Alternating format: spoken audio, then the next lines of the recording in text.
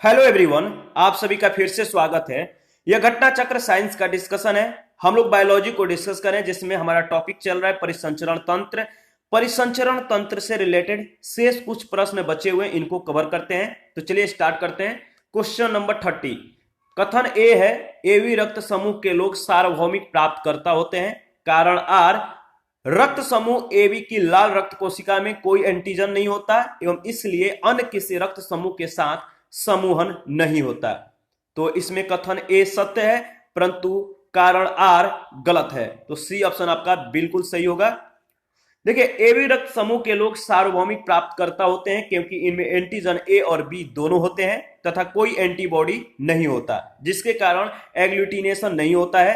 AB रक्त वर्ग वाले व्यक्ति को किसी भी रक्त वर्ग का जो है रक्त दिया जा सकता है, यानी एबी ब्लड ग्रुप वाले जो व्यक्ति हैं, इनको किसी भी ब्लड ग्रुप का जो ब्लड है दिया जा सकता है। इसको ध्यान रखिएगा। क्वेश्चन नंबर 31 है, वर्ग एबी रक्त वाला व्यक्ति किसी ऐसे व्यक्ति का रक्त ले सकता है जिसका रक्त वर्ग क्या हो? किसी भी, यानी कोई भी वर्ग का हो।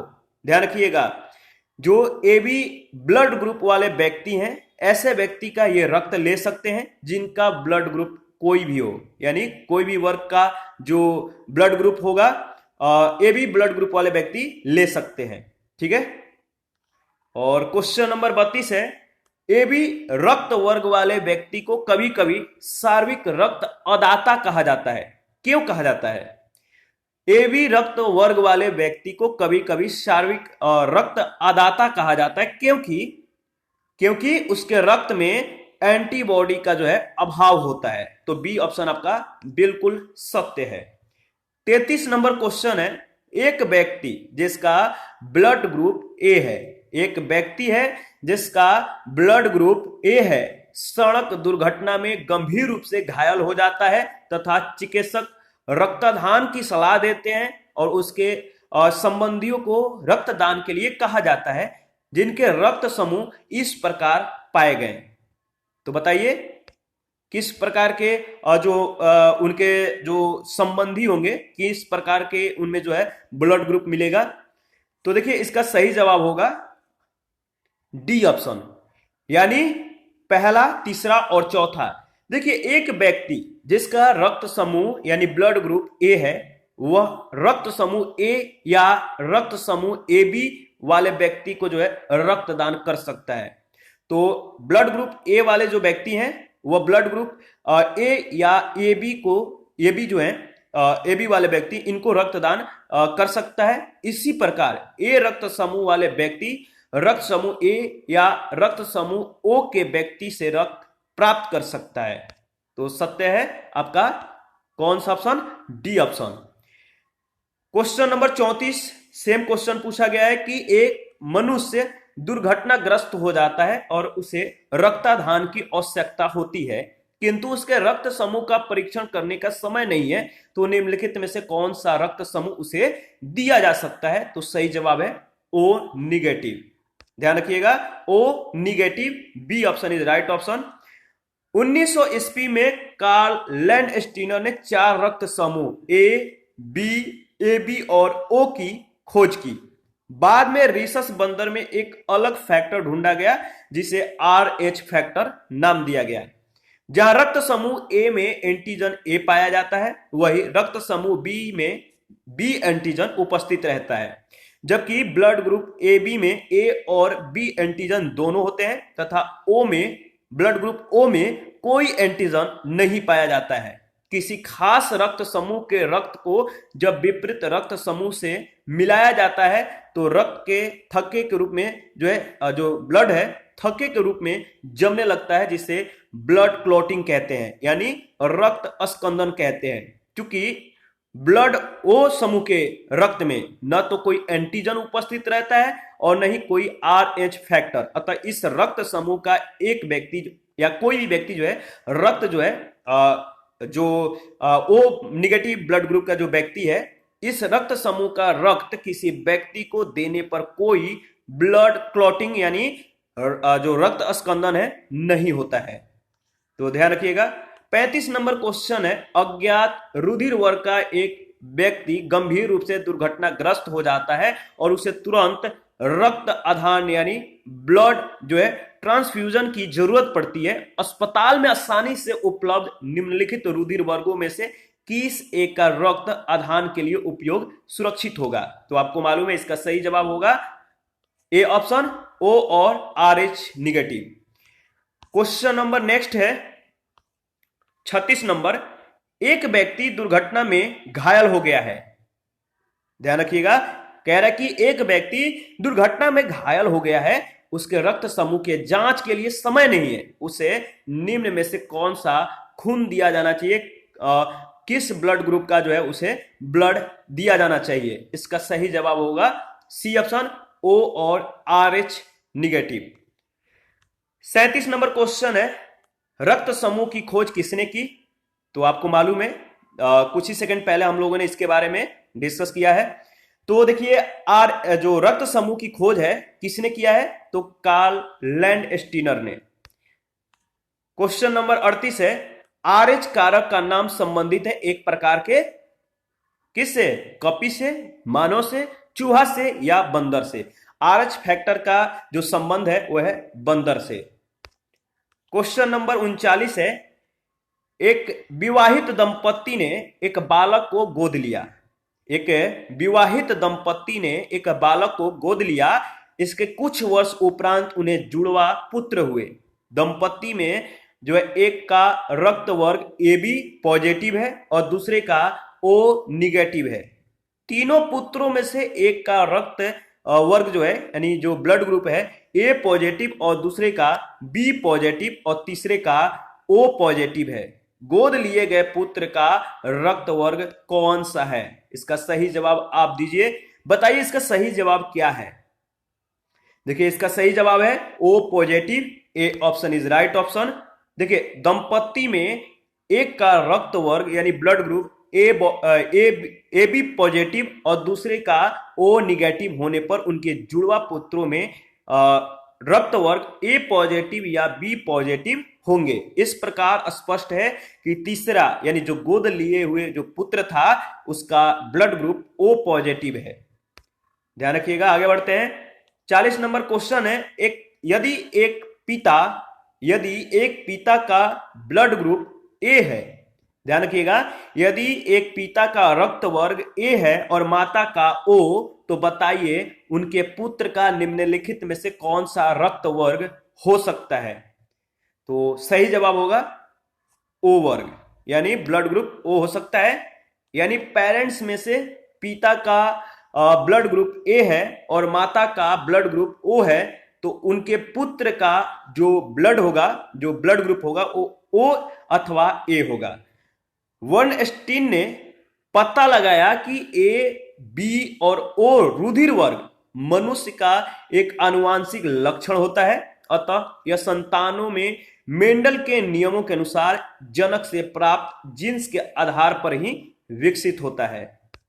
क्वेश्चन नंबर 41, किसी एक सामान्य व्यक्ति के रक्त का pH स्तर क्या होता है?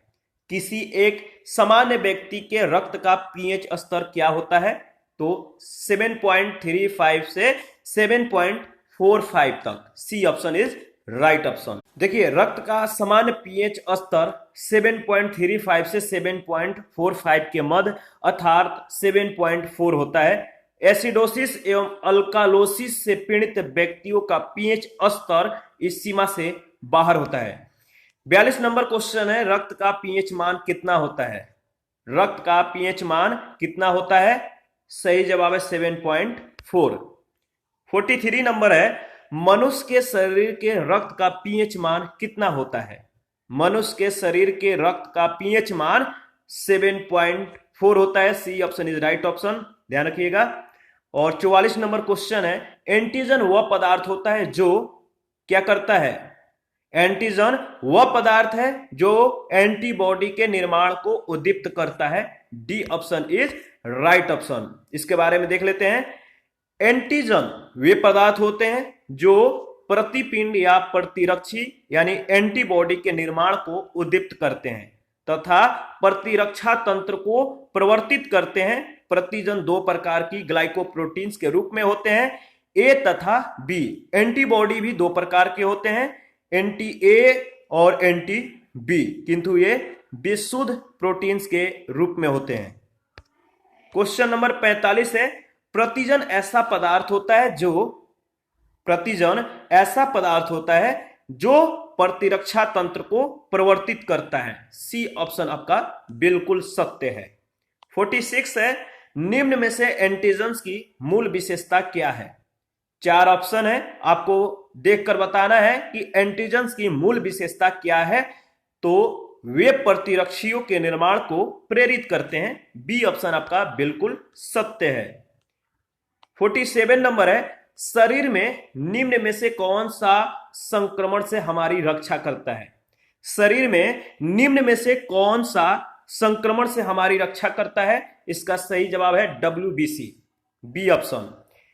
देखिए, WBC यानी श्वेत रक्त कणिकाएं विशेष रुधिर कणिकाएं होती हैं जो कि शरीर के किसी रोग से संक्रमित होने पर उसे विशेष संक्रमित स्थल पर पहुंचकर हानिकारक बैक्टीरिया, वायरस और फंगी इत्यादि का भक्षण करके शरीर को संक्रमण से सुरक्षा प्रदान करती है। इसके अलावा ये शरीर के प्रतिरक्षण, एलर्जी और अति संवेदनशीलता के स्थिति में महत्वपूर्ण कार्य करती है। आगे बढ़ते हैं। नेक्स्ट 48 है, सफेद रक्त कण का मुख्य कार्य है। सफेद रक्त कण है, इसका मुख्य कार्य क्या है? तो सफेद रक्त कण का मुख्य कार्य रोग प्रतिरोधक क्षमता धारण करना। सी ऑप्शन आपका बिल्कुल सत्य है। 49 है, रुधिर के प्लाज्मा में निम्नलिखित में से किसके द्वारा एंटीबॉडी निर्मित होती है? इसका सही जवाब होगा लिम्फोसाइट, बी ऑप्शन। रुधिर के प्लाज्मा में लिम्फोसाइट के द्वारा एंटीबॉडी या प्रतिरक्षी प्रोटीन्स निर्मित होती है जो कि विष पदार्थों को निष्क्रिय करती है। लिम्फोसाइट सबसे छोटे श्वेत रुधिराणु किंतु संख्या में अधिक होते हैं और इनका केंद्रक बड़ा और गोल या एक और कुछ चिपटा सा होता है। लिम्फोसाइट गश्ती सेना के भांति समस्त शरीर में घूमती रहती है तथा सुरक्षा तंत्र के सारे भागों के बीच सामंजस्य स्थापित करती है। 50 नंबर है, मनुष्य के शरीर के किस अंग में लिम्फोसाइट का निर्माण होता है? मनुष्य के शरीर के किस अंग में लिम्फोसाइट्स का निर्माण होता है? इसका सही जवाब है, बताइए, ई ऑप्शन। देख लेते हैं इसके बारे में। देखिए, मनुष्य के शरीर में तिल्ली या प्लीहा, थाइमस ग्रंथि, अस्थि माजा यानी बोन मैरो आदि में लिम्फोसाइट्स का निर्माण होता है। लिम्फोसाइट्स एक प्रकार की श्वेत रक्त कणिकाएं यानी WBC होती है जो गश्ती सेना के भांति समस्त शरीर में घूमती रहती है और सुरक्षा तंत्र के सारे भागों के बीच सामंजस्य स्थापित करती है। क्वेश्चन नंबर 51 है, प्रतिरक्षा का सर्वाधिक संबंध किससे है? प्रतिरक्षा का सर्वाधिक संबंध किससे है? तो लिम्फोसाइट से है। A option is right option. आगे बढ़ते हैं। क्वेश्चन नंबर 52 है, मानव रक्त की श्यानता का कारण है। मानव रक्त की श्यानता का कारण क्या है? तो रक्त में protein. A option is right option. इसके बारे में देख लेते हैं।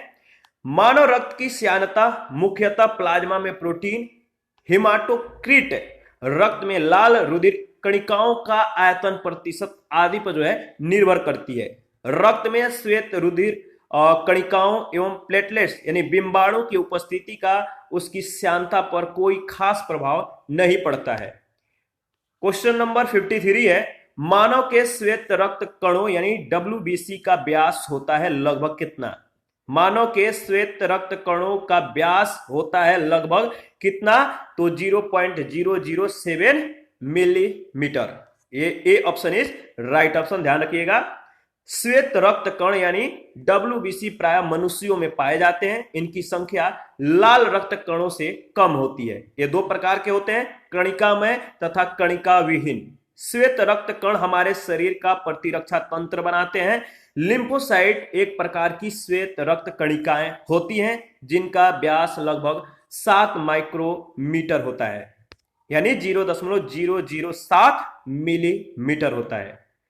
54 नंबर क्वेश्चन है, रुधिर में श्वेत रक्त कणिकाओं की अत्यधिक मात्रा में उपस्थिति को रोग विज्ञान की भाषा में कहते हैं, क्या कहते हैं? तो रुधिर में श्वेत रक्त कणिकाओं की अत्यधिक मात्रा में उपस्थिति को रोग विज्ञान की भाषा में ल्यूकेमिया कहते हैं। B option is right option. Leukaemia को ब्लड कैंसर कहते हैं। ध्यान रखिएगा, जो ल्यूकेमिया है इसको ब्लड कैंसर कहते हैं, जिसमें रुधिर में श्वेत रक्त कणिकाओं की संख्या आवश्यकता से अधिक बढ़ जाती है। क्वेश्चन नंबर 55 है, लाल रक्त कणिकाएं मुख्यतः बनती हैं। लाल रक्त कणिकाएं मुख्यतः कहां पर बनती हैं? तो बोन मैरो यानी अस्थि मज्जा में। बी ऑप्शन आपका राइट ऑप्शन है। देखिए, लाल रक्त कणिकाएं जो है श्वसन अंगों से ऑक्सीजन लेकर इसे शरीर में पहुंचाने का जो है कार्य करती है। लाल रक्त कणिकाएं बोन मैरो में विकसित होती हैं तथा मनुष्य के शरीर में लगभग 120 दिनों तक प्रसारित होती रहती है। तिल्ली या प्लीहा पुरानी रक्त कणिकाओं को नष्ट करने में जो है, इसे क्षीण करने का जो है कार्य करता है। आगे बढ़ते हैं, नेक्स्ट क्वेश्चन है 56 है, WBC का बनना तथा RBC का विनाश होना होता है, कहां पे होता है? तो WBC का बनना और RBC का विनाश होता है प्लीहा में, यानी बी ऑप्शन आपका राइट ऑप्शन है। शरीर में जो लाल रक्त कणिकाएं हैं, शरीर में लाल रक्त कणिकाओं का जो जीवन काल होता है, जो लाइफ रेट होता है, वो लगभग 120 दिनों का होता है। इसके बाद प्लीहा में इनका विनाश हो जाता है। लिम्फोसाइट तथा न्यूट्रोफिल्स श्वेत रक्त कणिकाओं के दो प्रमुख प्रकार हैं। लिम्फोसाइट का निर्माण प्लीहा लसिका ग्रंथि तथा थाइमस ग्रंथि में होता है और न्यूट्रोफिल्स का निर्माण बोन मैरो यानी अस्थि मज्जा में होता है। 57 नंबर है, रक्त ग्लूकोज स्तर सामान्यतः व्यक्त किया जाता है। रक्त ग्लूकोज स्तर सामान्यतः किसमें व्यक्त किया जाता है? तो मिलीग्राम प्रति डेसीलीटर में। B option is right option. रक्त ग्लूकोज स्तर जो है मिलीग्राम प्रति डेसीलीटर में व्यक्त किया जाता है। रक्त में ग्लूकोज की सामान्य मात्रा 100 मिलीग्राम यानी 0.1 ग्राम प्रति 100 मिलीलीटर होती है। रक्त ग्लूकोज के नियमन के लिए अग्नाशय से इंसुलिन नामक हार्मोन का स्राव होता है। इस हार्मोन की कमी से रक्त में ग्लूकोज की मात्रा 300 से 500 मिलीग्राम प्रति 100 मिलीलीटर रुधिर तक बढ़ जाती है, जिसे मधुमेह का रोग हो जाता है। आगे बढ़ते हैं, नेक्स्ट क्वेश्चन है 58, हृदय को रक्त का संभरण करने वाली धमनियां कहलाती है। हृदय को रक्त का संभरण करने वाली धमनियां कहलाती हैं। कौन सी धमनियां? तो हृदय धमनियां। C option. देखिए, हृदय यानी हार्ट को रक्त का संभरण करने वाली धमनियां हृदय धमनियां कहलाती हैं, जो कि शुद्ध रुधिर को स्वयं हृदय के दीवार तक पहुंचाने का कार्य करती हैं। स्तनियों का हृदय 4 कोष्ठकों यानी 4 चैम्बरों में बटा होता है, जिसमें 2 आलिन तथा 2 निलय पाए जाते हैं, जबकि फुफ्फुस धमनियां हृदय से फेफड़ों तक जो है रक्त पहुंचाती है। 59 है, रक्त का थक्का बनने में फाइब्रिनोजिन को फाइब्रिन के परिवर्तन में भाग लेने वाला जो एंजाइम है वो कौन सा है? तो रक्त का थक्का बनने में फाइब्रिनोजिन को फाइब्रिन के परिवर्तन में भाग लेने वाला जो एंजाइम है वो है आपका थ्रोम्बिन। सी ऑप्शन, थ्रोम्बिन याद रखिएगा। और इसके बारे में देख लेते हैं। रक्त का यानी ब्लड क्लॉटिंग बनने की प्रक्रिया जो है एक जटिल रासायनिक प्रक्रिया होती है, जिसे 3 चरणों में बांटा गया है। इसके अंतिम चरण में थ्रोम्बिन एक एंजाइम के भांति कार्य करके प्लाज्मा की घुलनशील फाइब्रिनोजन प्रोटीन के फाइब्रिन नामक अघुलनशील प्रोटीन अणुओं में संश्लेषण को प्रेरित करता है। रुधिर स्कंदन की क्रिया विधि का स्पष्ट विवरण हावेल ने दिया था। इनका नाम याद रखिएगा, हावेल। आगे बढ़ते हैं, 60 नंबर है, किस शारीरिक प्रक्रम से थ्रोम्बिन का संबंध है? किस शारीरिक प्रक्रम से थ्रोम्बिन का संबंध है? सही जवाब है रक्त जमाव, ब्लड क्लॉटिंग से। और 61 है, प्लाज्मा में जल का प्रतिशत कितना होता है? प्लाज्मा में जल का प्रतिशत कितना होता है? तो 90%। D option is right option. देखिए, रक्त प्लाज्मा रक्त का पीले रंग का तरल घटक है, जिसमें संपूर्ण रक्त की रक्त कोशिकाएं समान रूप से निलंबित रहती हैं। प्लाज्मा कुल रक्त की मात्रा का लगभग 55% तक होता है। प्लाज्मा में लगभग 91 से 92% अंश जल का होता है और शेष 8 से 9% भाग में विभिन्न प्रकार के कार्बनिक और अकार्बनिक पदार्थ होते हैं। इसके बाद 62 नंबर है, किसी सामान्य व्यक्ति में रक्त के संदर्भ में निम्नलिखित में से कौन सा कथन सही है? कथन ए, धमनियों के तुलना में शिराओं की संख्या कम होती है और उनमें हर समय शरीर के रक्त की मात्रा जो है कम रहती है। बी है, रक्त की कुल मात्रा का लगभग 70% रक्त कोशिकाओं के रूप में होता है। और ऑप्शन सी है, श्वेत रक्त कोशिका यानी WBC केवल लसिका पर्व की बनी होती हैं। और डी है, रक्त में WBC के तुलना में बिंबाणु अधिक होते हैं। तो डी ऑप्शन आपका बिल्कुल सत्य है। इसके बारे में देख लेते हैं। रक्त में श्वेत रुधिराणु यानी WBC या ल्यूकोसाइट्स की तुलना में बिंबाणु या रुधिर प्लेटलेट्स की संख्या जो है अधिक होती है, जबकि इनकी संख्या लाल रुधिराणु यानी RBC की अपेक्षा कम होती है। लाल रुधिराणुओं की औसत जो है संख्या पुरुषों में 54 लाख प्रति क्यूबिक मिलीमीटर रक्त या स्त्रियों में 48 लाख प्रति क्यूबिक मिलीमीटर रक्त।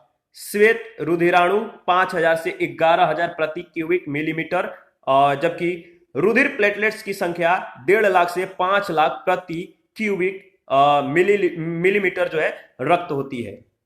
63 है, कथन ए कह रहा है कि कटे स्थानों से जो कट जाते हैं, कटे स्थानों से रक्त प्रवाह रोकने के लिए फिटकिरी का उपयोग किया जाता है। कारण आर, रक्त एक कोलाइडी निकाय है जिसमें ऋणावेशित कोलाइडी कण होते हैं। फिटकिरी के एल्यूमिनियम आयनों की स्कंदन शक्ति अधिक होती है, अतः रक्त स्कंदित हो जाता है। तो देखिए इसमें जो सत्य है वो ए और आर दोनों सत्य है। ए मतलब आर जो है ए की सही व्याख्या भी है। देखिए फिटकिरी एक रंगहीन क्रिस्टलीय पदार्थ है। फिटकिरी में उपस्थित एल्यूमिनियम आयनों की अधिक स्कंदन शक्ति के कारण रक्त प्रवाह रोकने के लिए जो है प्रयोग की जाती है। 64 है, किस देश के वैज्ञानिकों ने एक ऐसा कृत्रिम रक्त बनाया है जो प्लास्टिक रक्त की किस्म है, जिसे किसी मरीज को जो है मतलब कि किसी मरीज को किस किस्म का विचार किए बिना दिया जा सकता है? तो बताइए किस देश के वैज्ञानिकों ने ऐसा कृत्रिम रक्त बनाया जो प्लास्टिक रक्त की किस्म है, जो किसी मरीज को विचार किए बिना दिया जा सकता है? इसका सही जवाब होगा ब्रिटेन। ब्रिटेन के वैज्ञानिकों ने ऐसा रक्त का जो है निर्माण किया है। ब्रिटेन के शेफील्ड विश्वविद्यालय के वैज्ञानिकों ने कृत्रिम प्लास्टिक रक्त तैयार किया है, जिसे आपात स्थिति में खून के विकल्प के रूप में इसे जो है इस्तेमाल किया जा सकता है। यह कृत्रिम रक्त हल्का और इसे ठंडी जगह में भी जो है रखने की जरूरत नहीं है, और साथ ही यह लंबे समय तक खराब नहीं होता है, और इस रक्त को प्लास्टिक कणिकाओं से तैयार किया गया है। ध्यान रखिएगा, इंपॉर्टेंट है। और इसी के साथ आज का सेशन समाप्त होता है। तो परिसंचरण तंत्र से संबंधित जितने भी शेष प्रश्न बचे हुए थे आज का मतलब इस सेशन में, आज के इस सेशन में कंप्लीट हो चुका है, और नेक्स्ट सेशन में हम लोग उत्सर्जन तंत्र के बारे में डिस्कस करेंगे। तो आप अपना प्रतिक्रिया जरूर दीजिएगा। आपके प्रतिक्रियाओं का हमें बेसब्री से इंतजार होता है। और जिन लोगों ने टेलीग्राम चैनल और टेलीग्राम क्विज ग्रुप को ज्वाइन नहीं किया है तो वीडियो के डिस्क्रिप्शन बॉक्स में उसका लिंक दिया गया है, आप ज्वाइन कर सकते हैं। तो थैंक यू, मिलते हैं नेक्स्ट सेशन में।